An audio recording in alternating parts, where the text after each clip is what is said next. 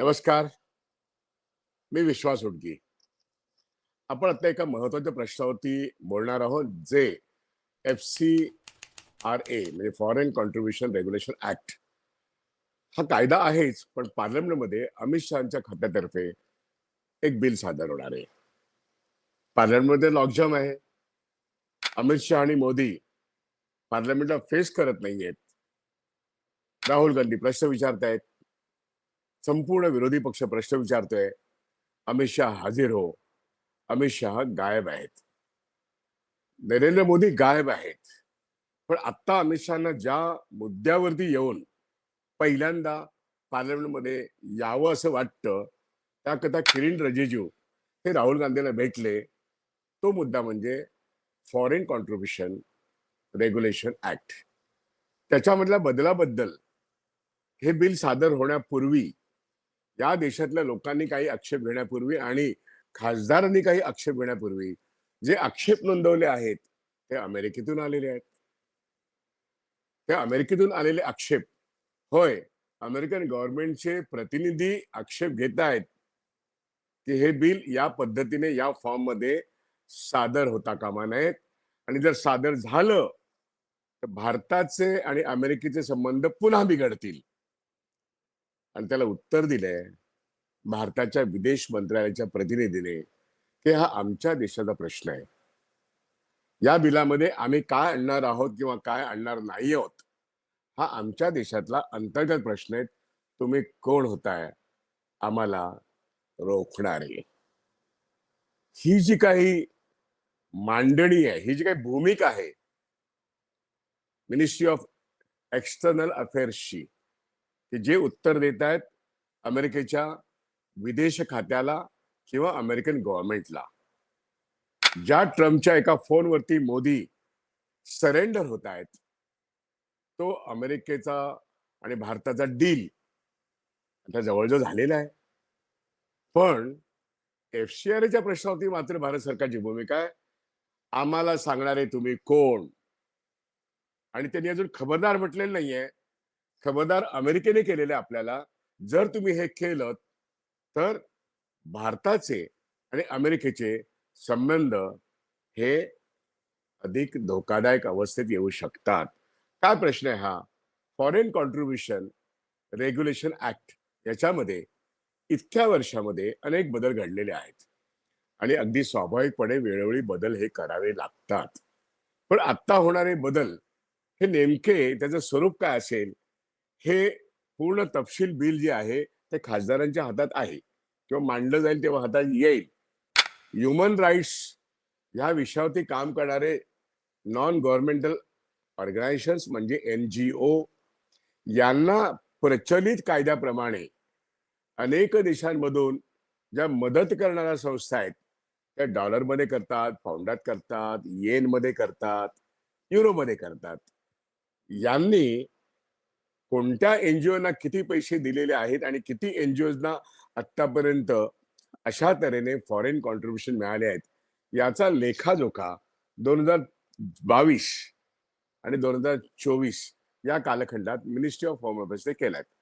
म्हणजे माननीय अमित शहा यांच्या मंत्रालयाने करोना कालखंडानंतर या देशातल्या NGOजना कुणाकुणाकडून पैसे आले आणि किती लोकांना आले याचा एक डाटा गोळा केलाय. हा डाटा अचूक असेल की नाही हा प्रश्न आणखीन वेगळा. पण जे माध्यम सांगतात त्याच्यामध्ये साधारणपणे 27,000 संस्था आहेत आणि 55,500 कोटीपेक्षा जास्त एवढा निधी 2022 ते 24 या कालखंडात या सगळ्या संस्थांना आलेल्या आहेत. पण ही एक झाली बाजू. दुसरी बाजू काय? दुसरी बाजू जवळजवळ एवढ्याच हजार संस्था ही जेव्हा भारत सरकार चौकशी करते त्यावेळेस त्या गायबही झालेल्या आहेत, त्या बंदही झालेल्या आहेत. ते ट्रस्ट आहेत किंवा NGOज आहेत त्या ह्या चौकशीला सामोरं जाण्यापेक्षा बंद राहणं पसंत केले त्यांनी. हा एकूणच या सरकारमध्ये 12 वर्षाची जी काही आपण हुकुमशाही बघतो त्यातला करोना नंतरचा कालखंड ज्या पद्धतीने ministry of home affairs operate होते त्यातून अनेक संस्था बंद झालेल्या आहेत. आपल्याला हे माहिती आहे की हर्षवर्धन सारखे अत्यंत म्हणजे मानवी अधिकारामध्ये काम करणाऱ्या अनेक आंतरराष्ट्रीय आणि राष्ट्रीय संस्थांचे प्रमुख यांना ईडी आणि सीबीआयची जी काही भीती देण्यात आली, त्यांचा जो ससेमिरा झाला, त्यातून या अनेक एनजीओचं कामच बंद झालेलं आहे. मी नाव घेत नाहीत. काही लोकांना जेलची वारी करावी लागलेली आहे. काही लोक निश्चितपणे सरकारच्या चौकशीचा ससेमिरा, ट्रायल्स फेस करतायत. आणि या सगळ्या संदर्भामध्ये अरुणाचल असो, मणिपूर असो, या सर्व ठिकाणी आपल्याला विदेशातून काय पैसा येतो आणि कुठल्या देशातून काय पैसा येतो याच्या कहाण्या ऐकू येतात. बॉर्डरमध्ये, पश्चिम बॉर्डरमध्ये ज्या अनेक संस्था आणि एनजीओ आहेत, यांना पैसा कुठून येतो याच्याविषयी ही चौकशी चालू आहे. चौकशी करण्याचा अधिकार सरकारला आहे किंवा नाही तर निश्चित आहे. किंबहुना कायदा संसदेने बनवलेला आहे. संसदेप्रमाणे चौकशीचा अधिकार सरकारला आहे. मग चौकशीसाठी कोणती यंत्रणा राबवावी हा त्यांचा प्रश्न आहे. मी या देशातल्या फायनान्शियल सेक्टरमध्ये काम करणारा, बँकिंग क्षेत्रात काम करणारा एक कार्यकर्ता किंवा नेता म्हणा, मला हे माहिती आहे की फॉरेन फंडिंग जेव्हा होतं, तेव्हा ते फॉरेन फंडिंग नेमका विनियोग कसा होतो, त्याचा एंड पॉइंट काय आहे, हे माहीत असणं म्हणजे एंड यूज काय असणं, याच्यावरती भारत सरकारने कंट्रोल ठेवणं अत्यंत आवश्यक आहे. सरकार कोणाचंही असो.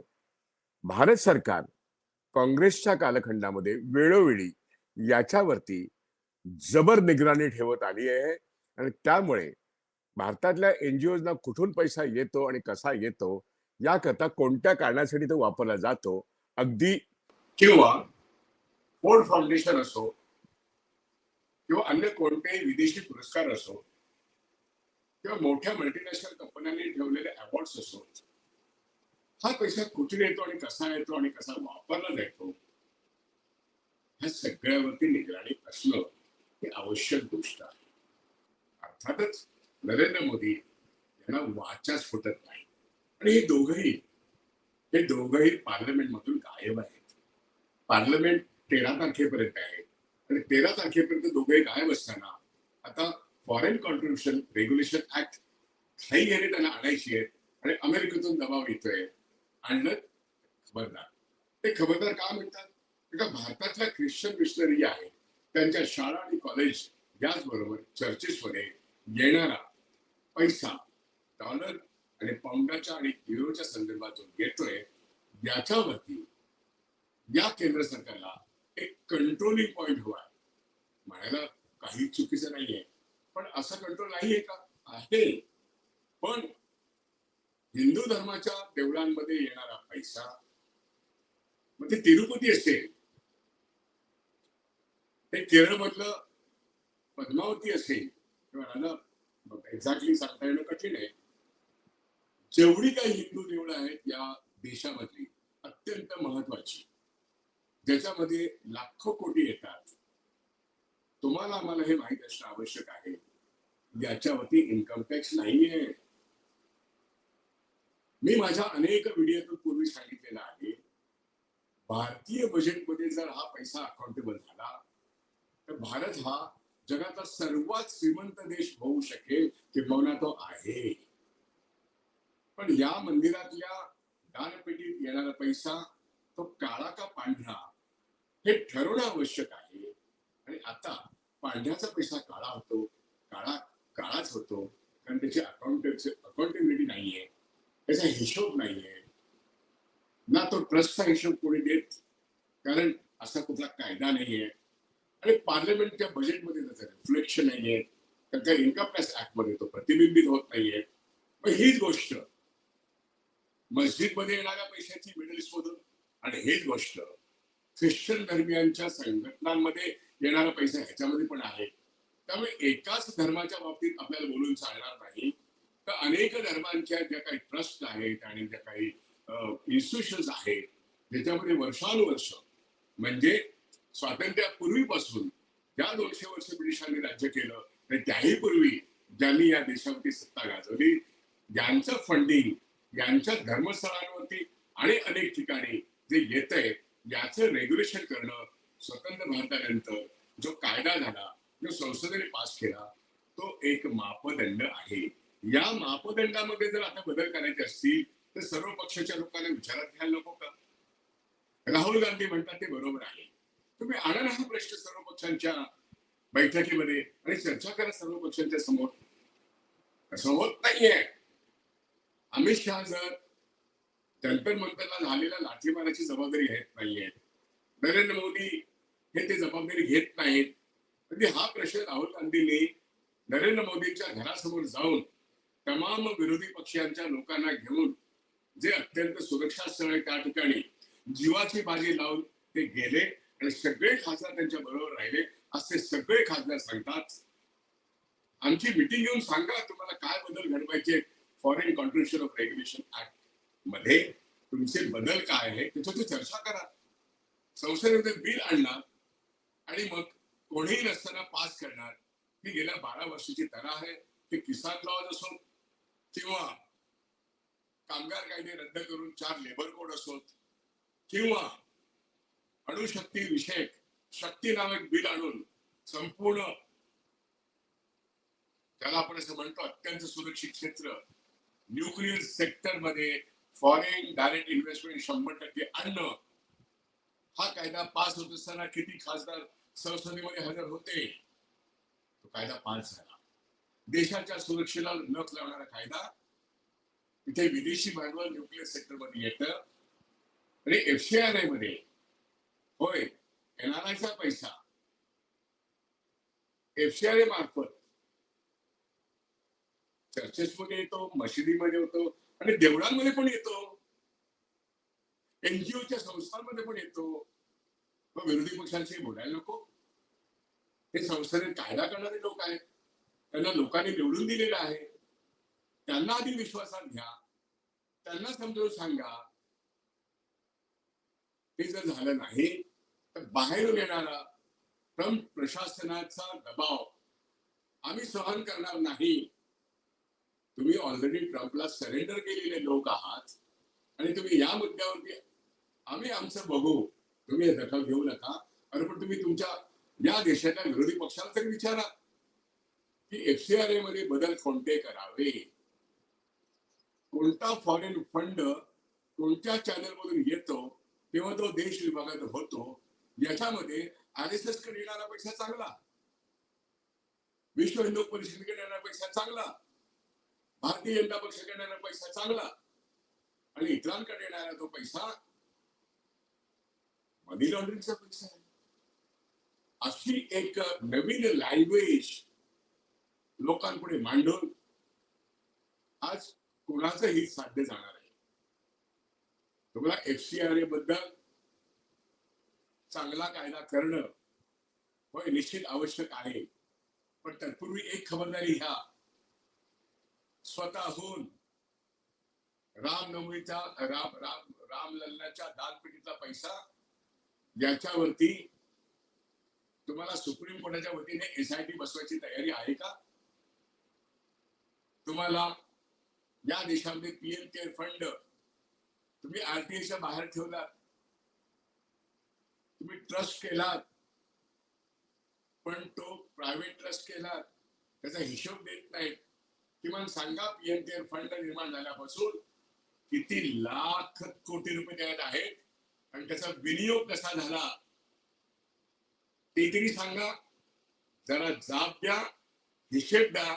या देशातल्या जनतेचा जमा झालेला पैसा पीएम केअर फंडामध्ये रामलल्लाच्या दानपेटीमध्ये त्याचा हिशेब द्या आणि एफसीआरए च्या मार्फत येणारा अनेक धर्मियांच्या अनेक संस्थांमध्ये येणारा पैसा याचाही हिशोब चांगल्या पद्धतीने या देशापुढे सादर करा. एक जाहीर करा व्हाईट पेपर. हिम्मत असेल तर जनतेपुढे जा, जनतेला विश्वासात घ्या, जनतेच्या प्रतिनिधीला संसदेत सांगा. असं चोरी छिपे केलं तर ट्रम्प प्रशासन सांगतं म्हणून गप्प राहाल किंवा आपले हितसंबंध आडवे येतात म्हणून छाती पुढे काढून पुढे पण जाल, पण तुमचा पुढे जाण्याचा रस्ता आता तमाम विरोधी पक्षीयांनी रोखलेला आहे. अमित शहा आणि नरेंद्र मोदी जबाब दो. तुम्ही जबाब देत नाही आहात. 13 तारखेला पार्लमेंट संपेल. लाल किल्ल्यावरून देशाला संबोधित या देशाचे पंतप्रधान कोणत्या विषयावरती बोलणार आहेत? इथे मन की बात चालत नाही. तुम्हाला आठा विद्यार्थ्यांवरती, तरुणींवरती, मुलींवरती चालवण्याचा हिशेब द्यावा लागेल. आता FCRA बिल आणि डिलिमिटेशनचं बिल हे तुम्हाला संसदेमध्ये आणताना तुमच्या पक्षातले 150 खासदार तुमच्या बरोबर राहणार नाहीत. त्यामुळे FCRA बिलाची घाई काय, उद्देश काय, यापूर्वी तुम्ही संसदेतल्या लोकांना विश्वासात घ्या आणि सांगा की तुमचा अजेंडा काय आहे.